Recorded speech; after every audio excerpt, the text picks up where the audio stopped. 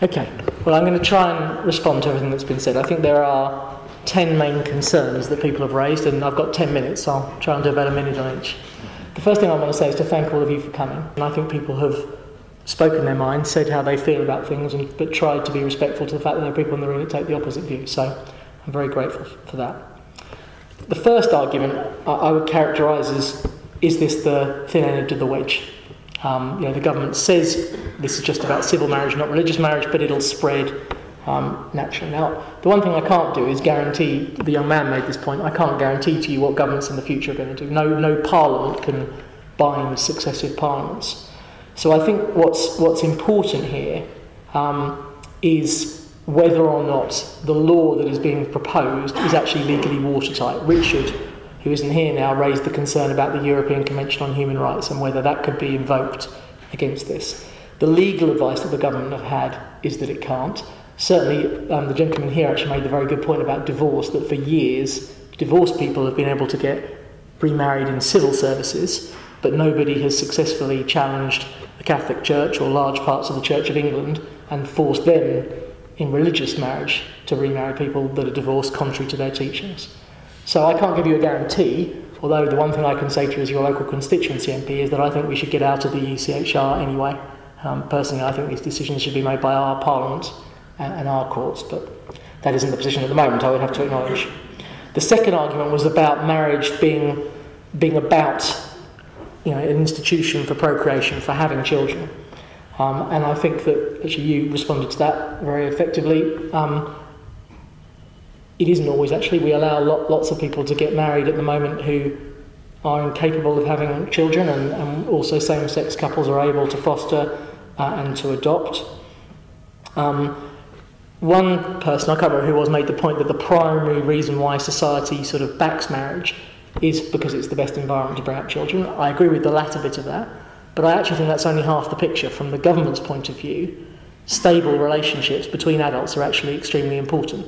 In terms of mutuality of support, in terms of people's dependence on the state. If they've got somebody else they can depend upon, they're much less likely to rely on the government. So I think there is a case in that sense for allowing same-sex couples to benefit from the institution.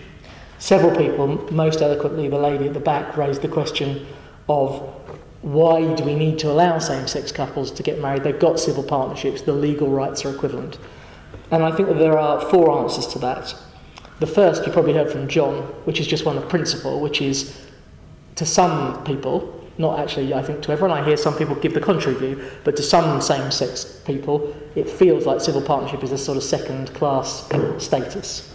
But there are actually some legal differences as well. In relation to pension rights, there are some differences of eligibility between civil partnership and between marriage.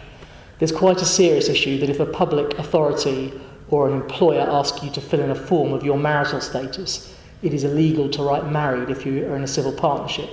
And therefore, sometimes when you have to fill in a form, you are being required effectively to declare your sexuality in a way that you might not wish to do to that organisation.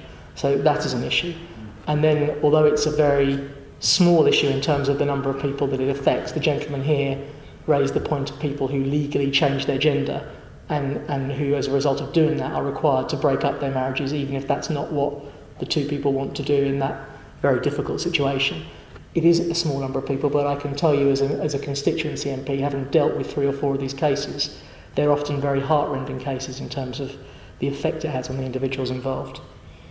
One of the strongest arguments that I heard tonight, to which I don't have any proper answer, is that the government is changing the meaning of a long-established word that's been with us for thousands of years, and that government shouldn't do that.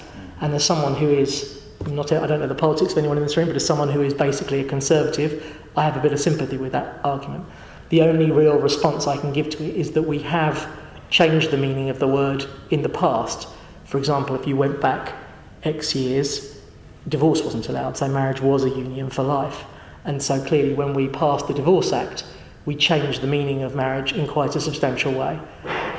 But I would have to admit that argument has some force to it. I don't have a response to it in that sense.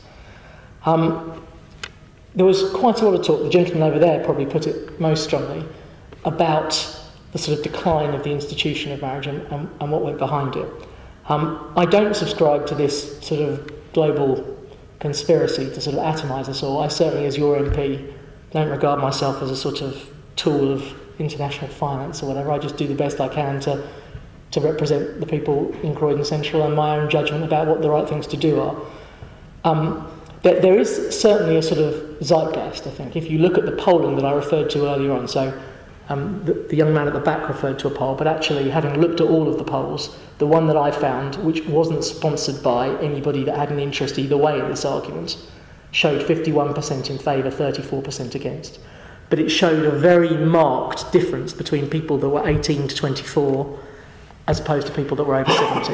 In other words, among very young people, there was almost complete acceptance of this proposition, and as people got older, they became more and more sceptical and hostile to it. And so I think, let's be honest, what we have seen is a sort of zeitgeist where people's attitudes to these issues have changed.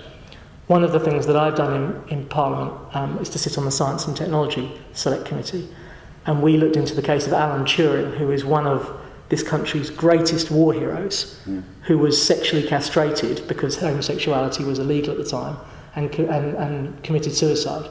You know, somebody who we should be feting as a national hero, who was basically responsible for Bletchley Park and the computers that allowed us to crack the Enigma code. He was treated in a way that today I think everyone in this room would say was barbaric. Attitudes have changed since then. And one of the difficult things when attitudes change over a period of time is striking the right balance between younger generations who see no problem and respecting the views of older people who actually feel that the pace of change is too quick and that we risk losing something. And that's a difficult balance to strike. But I also think there are real issues as a Conservative that I am passionate about, coming to that gentleman's point, about our welfare system and about the decline of faith in our society that have led to the decline of the institution of marriage. You know, actually, often now our welfare system pays people more to be apart than it does together, and that can't be right, can't be sensible in terms of public policy. There were a series of interlocking questions about where's this come from, it wasn't in the manifesto, how the consultation has been managed, what's going to happen now, is it going to be kicked into the long grass? Peter made the point that it was in a sort of sub-document that was published in the campaign and got some press coverage. I think it would have been better to put it in the main manifesto. David Cameron actually made a speech about this in his first speech as Conservative Party leader. He raised this issue personally and got quite a lot of coverage at that time. But it would have been better to be in the main manifesto. The consultation document, I think, is very poorly worded. I think the government should have asked much more clearly the question of principle. And it never gives a good impression when politicians sort of say, we're consulting you, but we've already made our minds up already, and this is just about how we do it. It'd be much better for the government to say, this is what we think, this is what we're proposing to do, what do people think about it? That would leave a much better taste in people's mouths if it had been done in that way. The lady at the back raised the point about the titles that we referred to and whether we would become partner A or partner B rather than wife or husband. This is one of the trends in modern society that I'm most against, this sort of political correctness about how we should address one another. When I was on the council, there was always this row about the person sitting here was the chair or the chairman or the chairwoman or whatever. And I always had a very simple principle that I'd use to determine what I should call people, which is you should address people by the title they wish to be addressed by. That's the respectful way to behave. So to my mind, if people wish to be called husband or wife, that's what they should be called.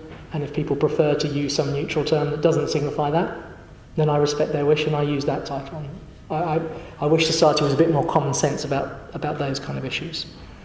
The eighth point somebody raised was this isn't a pressing issue.